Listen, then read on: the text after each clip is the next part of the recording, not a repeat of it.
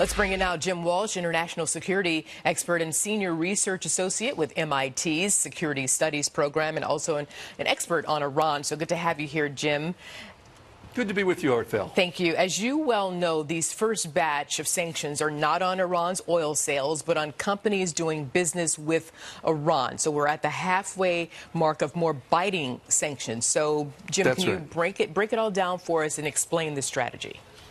Sure. So there's really two big pieces of sanctions here, one now, one later in November. The one in November will be against oil sales, and the president will issue some waivers for that, but the idea is to scare off customers who might buy Iranian oil. What we will see tomorrow is a prohibition on sales of airplanes. For example, Boeing signed a $40 billion deal with Iran. That's not going to be carried out after tomorrow. There will be no airplane sales to Iran from American companies.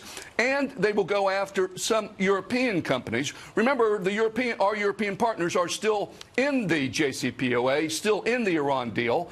We were the ones who pulled out, but we will start punishing the Europeans who are still in the deal if they don't stop abiding by the deal. So we'll go after European companies, European banks. But meanwhile, you've got Boeing. They're going to be suffering to the tune of $40 billion. Absolutely. That was a big piece of the deal, believe it or not. Boeing was specifically mentioned in the text of that 159-page text was provided for Boeing in particular. Most American firms under the old Iran deal weren't going to do business with Iran, but Iran very much wanted to have American airplanes, American airplane parts, and so that was specifically put in the deal for them. Both parties wanted it. That's nixed as of tomorrow. Okay. Last week, President Trump publicly said that he would meet with Iran's President Hassan Rouhani without conditions, although, as you know, Jim, Secretary of State Pompeo outlined conditions for such a meeting.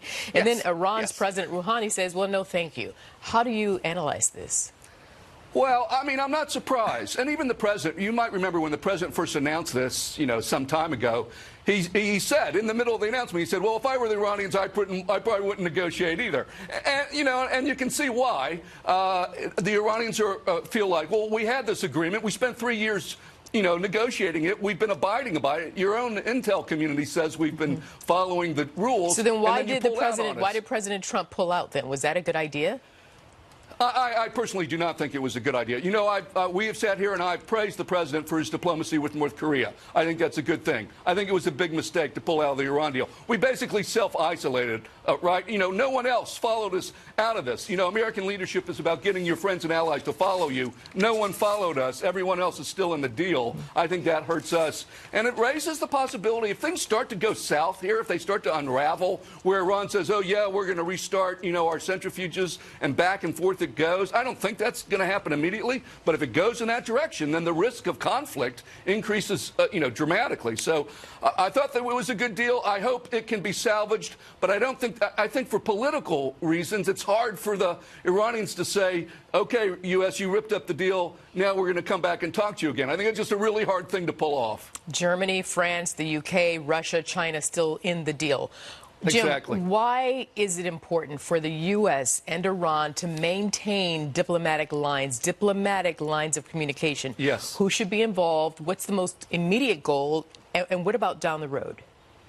I always think you want to maintain diplomatic contact. It's even more important with your adversaries than your friends. You want to hold your friends close and your enemies closer. You want communication because you don't want people to mess up, miscalculate, misperceive, misunderstand something you're doing. There are probably some folks in Iran who think the U.S. is going to come and attack them. Now, I don't think that's going to happen, but I'm sure there are people in Iran who think that because of all the statements back and forth. And so if you keep an open line of communication, even with your enemies, it helps reduce those chances of conflict. Meanwhile, you've got the Pentagon monitoring Iranian military exercises in the Persian Gulf. I mean, how troublesome, Jim, are those exercises?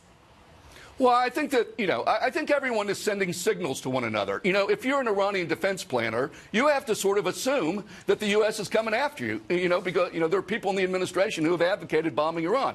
So if you're earning your money, taking your salary as an Iranian defense planner, you sort of got to get ready for that. You got to have exercises and build stuff and, prepare for that. It may not happen, it may, but you can't afford to be caught off guard. So they're going to do things like this. And then there's also the chance, I hope it's not true, that they become more provocative, in the Persian Gulf as a way to send a deterrent signal. But that's exactly the sort of thing, going back to your earlier question, Arthel, that's exactly why you need to have strong communications with your enemy. So if someone does screw up, you can prevent something worse from happening. But they're going to continue to do that, and we, as we are entitled to do, will continue to sail in those waters and keep them open for oil and other trade. Jim Walsh, always a pleasure. Thank you. Thank you, Arthel.